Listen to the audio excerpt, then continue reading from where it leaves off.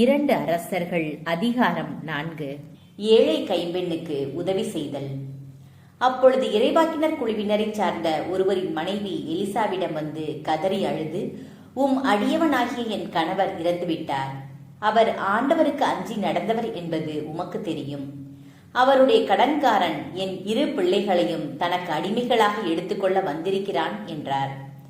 Elisha அவரை நோக்கி, நான் உனக்கு என்ன செய்ய வேண்டும்? உன் வீட்டில் என்ன வைத்திருக்கிறாய் என்று சொல் என்றார். அதற்கு அவர், உம் அடியவளாகிய என்னிடம் களையத்தில் சிறிது எண்ணெய் மட்டுமே இருக்கிறது, வேறு ஒன்றும் வீட்டில் இல்லை என்றார். எலிசா, நீ சுற்றிலும் சென்று உன் அண்டை வீட்டார் அனைவரிடமிருந்தும் பல வெற்று பாத்திரங்களை கேட்டு வாங்கிக் கொள். நீ உன் புதல்வருடன் வீட்டினுள் சென்று கதவை மூடிக்கொள். பாத்திரங்களில் அந்த எண்ணெயை ஊற்று, நிறைந்தவற்றை ஒரு பக்கத்தில் எடுத்து வை என்றார். அவ்வாறே அவரும் தம் புதல்வருடன் வீட்டினுள் சென்று கதவை மூடிக்கொண்டார். அவர்கள் எடுத்து தந்த கிண்ணங்களில் அவர் எண்ணெய் ஊற்றினார். எல்லா பாத்திரங்களும் நிறைந்த பின் அவர் தம் மகனை ஒருவனை நோக்கி, இன்னும் ஒரு பாத்திரம் கொண்டு வா என்றார். அதற்கு அவன், வேறு பாத்திரம் இல்லை என்றான். அத்தோடு எண்ணெய் வருவதும் நின்றுவிட்டது. கடவுளின் அடியவரிடம் அவர் வந்து அதை தெரிவித்தார். அதற்கு அவர், நீ போய் எண்ணெயை விற்று உன் கடனை தீர்த்துவிடு, எஞ்சியதை கொண்டு நீயும் உன் புதல்வரும் பிழைத்துக் கொள்ளுங்கள் என்றார். எலிசாவும் சூனேமிய பெண்ணும். ஒரு நாள் எலிசா சூனேமுக்கு சென்றார். அங்கே இருந்த பணக்கார பெண் ஒருவர் அவரை உணவருந்தும்படி வற்புறுத்தினார். அதன் பின் அவர் அவ்வழியே சென்ற போதெல்லாம் அங்கே உணவருந்திவிட்டு செல்வார். அவர் தம் கணவனை நோக்கி, நம்மிடம் அடிக்கடி வரும் ஆண்டவரின் அடியவர் புனிதவர் என்று நான் கருதுகிறேன். ஆதலால் வீட்டு மேல் தளத்தில் சிறு அறை ஒன்றை அவருக்காக கட்டி அதில் படுக்கை, மேசை, நாற்காலி, விளக்கு ஆகியவற்றை தயார்படுத்தி வைப்போம். அவர் வரும்போதெல்லாம் அங்கே தங்கி செல்லட்டும் என்றார். ஒரு நாள் எலிசா அங்கு வந்து மாடி அறையில் தங்கி ஓய்வு எடுத்துக் கொண்டிருந்தார். பின்பு அவர் தம் பணியாளன் கேக்கசியை நோக்கி, அந்த சூனேம் பெண்ணை கூப்பிடு என்றார். அவனும் அவரை அழைத்து வர அவர் முன்னே வந்து நின்றார். அப்பொழுது அவர் கேக்கசியை நோக்கி, நீ அவளிடம், அம்மா, நீங்கள் எங்களுக்காக இவ்வளவு சிரமம் எடுத்திருக்கிறீர்கள், ஏதாவது உதவி செய்ய வேண்டுமா? அரசரிடமோ படை தலைவரிடமோ பரிந்து பேசும்படி ஏதாவது உண்டா என்று கேள் என்றார். அதற்கு அவர், என்னுடைய இனத்தாரிடையே நான் நலமாய்த்தான் வாழ்ந்து வருகிறேன் என்று பதிலளித்தார். மீண்டும் எலிசா, வேறு எந்த விதத்தில் அவருக்கு உதவி செய்யலாம் என்று கேட்டார். அதற்கு கேக்கசி, அவருக்கு குறையேதும் இல்லை, ஆனால் அவருக்கு பிள்ளை இல்லை, அவருடைய கணவர்க்கும் வயதாகிவிட்டது என்றான். எலிசா, அவளை இங்கே வரச்சொல் என்றார். அவ்வாறே அவன் அவரை அழைக்க அவரும் கதவருகில் வந்து நின்றார்.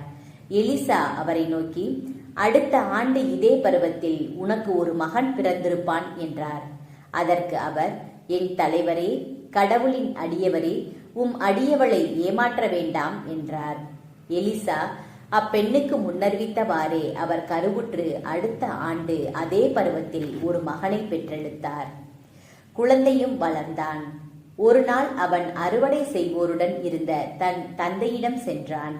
அவன் தன் தந்தையிடம், ஐயோ, தலை வலிக்கிறது, தலை வலிக்கிறது என்று சொன்னான். தந்தையும் தம் வேலையால் ஒருவனிடம், நீ இவனை இவன் தாயிடம் தூக்கி கொண்டு போ என்றார். அவன் அப்படியே பிள்ளையை தூக்கிச் சென்று தன் தாயிடம் கொண்டு வந்து விட்டான். நண்பகல் வரை அவர் மாடியில் கிடந்த பின் அது இறந்து போனது. அவரோ கடவுளுடைய அடியவரின் அறைக்கு சென்று அவருடைய படுக்கையின் மேல் பிள்ளையை கிடத்தினார். பின்னர் கதவை பூட்டிவிட்டு வெளியே வந்தார். தம் கணவனை அழைத்து அவரிடம், வேலைக்காரன் ஒருவனை ஒரு கழுதையுடன் என்னோடு அனுப்பி வைக்கவும், கடவுளின் அடியவரிடம் நான் உடனே போக வேண்டும், விரைவில் திரும்பி வருகிறேன் என்றார். அதற்கு அவருடைய கணவர், நீ அவரிடம் போக வேண்டிய காரணம் என்ன? இன்று அமாவாசையும் இல்லை, ஓய்வு நாளும் இல்லையே என்றார். அதற்கு அப்பெண், நல்லதற்குத்தான் என்றார். கழுதைக்கு சேணமிடச் செய்த பின் அவர் தம் வேலையாளை நோக்கி, கழுதையை வேகமாக ஓட்டிச் செல், நான் சொன்னாலொழிய அதன் வேகத்தை குறைக்காதே என்றார்.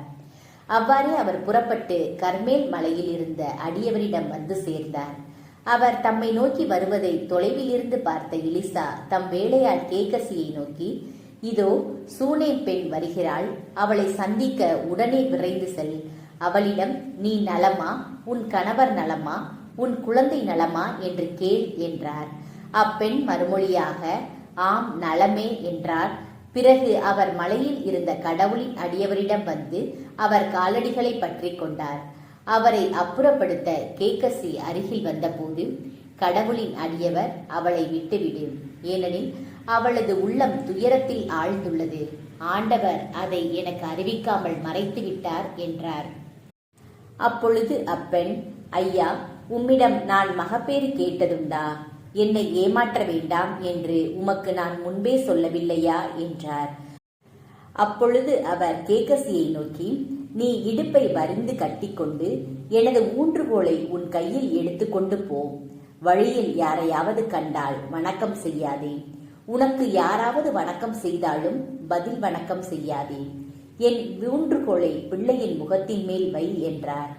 ஆனால் பிள்ளையின் தாய், வாழும் ஆண்டவர் மேல் ஆணை, உம் உயிர் மேலும் ஆணை, உம்மை நான் விடமாட்டேன் என்றார்.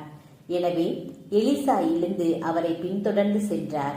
கேகசி இவர்களுக்கு முன்பே புறப்பட்டு சென்று ஊன்றுகோலை பிள்ளையின் முகத்தின் மேல் வைத்தான். ஆயினும் பிள்ளைக்கு பேச்சுமில்லை, மூச்சுமில்லை. எனவே அவன் தன் தலைவரை எதிர்கொண்டு வந்து, பிள்ளை கண் திறக்கவில்லை என்று அறிவித்தான். எலிசா வீட்டினுள் நுழைந்தபோது இறந்த பிள்ளை தம் படுக்கையில் கிடப்பதை கண்டார். உடனே அவர் உள்ளே சென்று அவர்கள் இருவரும் வெளியே இருக்க கதவை தாழிட்டு கொண்டு ஆண்டவரை நோக்கி மன்றாடினார். பின்பு படுக்கையின் மேல் ஏறி வாயோடு வாயும், கண்களோடு கண்களும், கைகளோடு கைகளும் வைத்து பிள்ளையின் மேல் படுத்தார். உடனே பிள்ளையின் உடம்பில் சூடு ஏறியது.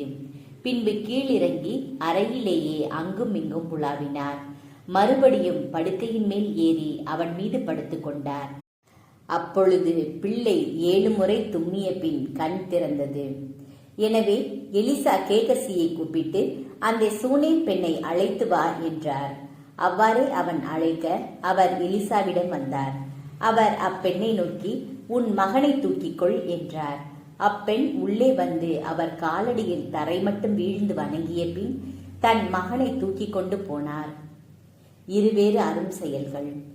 எலிசா கில்காலுக்கு திரும்பினார். அப்பொழுது நாட்டில் பஞ்சம் நிலவியது.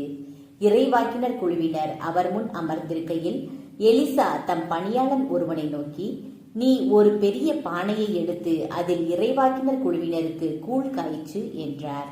அப்பொழுது அவர்களுள் ஒருவன் காட்டுக்கீரை பறிப்பதற்காக வயலுக்கு சென்றான். அங்கே அவன் பேய் குமட்டி கொடியை கண்டு அதன் காய்களை தன் போர்வை நிறைய பறித்து கொண்டு வந்தான். அவை என்னவென்று தெரியாமல் அவற்றை நறுக்கி பானையில் போட்டு அவன் வேக வைத்தான். பின்பு அவன் அவர்கள் உண்ணுமாறு அதை பரிமாறினான். அவர்கள் அந்த கூழை உண்ணத் தொடங்கியதும், கடவுளின் அடியவரே, பானையில் நஞ்சு என்று அலறினர். அவர்களால் அதை மேலும் உண்ண முடியவில்லை. அப்பொழுது அவர், கொஞ்சம் மாவு கொண்டு வாருங்கள் என்றார். அவர் அதை பானையில் போட்டு, இவர்கள் உண்ணும்படி இதை பரிமாறுங்கள் என்று சொன்னார். பானையில் இருந்தது அவர்களுக்கு ஒரு தீங்கும் செய்யவில்லை. பாகால் சாலிசாவை சார்ந்த ஒரு மனிதர் புது தானியத்தில் செய்யப்பட்ட 20 வார்கோதுமை அப்பங்களையும் தம் கோணி பையில் முற்றிய தானிய கதிர்களையும் கடவுளின் அடியவரிடம் கொண்டு வந்தார். எலிசா, மக்களுக்கு உண்ண கொடு என்றார். அவருடைய பணியாளன், இந்த 100 பேருக்கு இதை நான் எப்படி பரிமாறுவேன் என்றான். அவரோ, இவற்றை இம்மக்களுக்கு உண்ண கொடு, ஏனெனில் உண்ட பின்னும் மீதி இருக்கும் என்று ஆண்டவர் கூறுகிறார் என்றார். அவ்வாறே அவன் அவர்களுக்கு பரிமாற அவர்கள் உண்டனர். ஆண்டவரது வாக்கின்படி மீதியும் இருந்தது.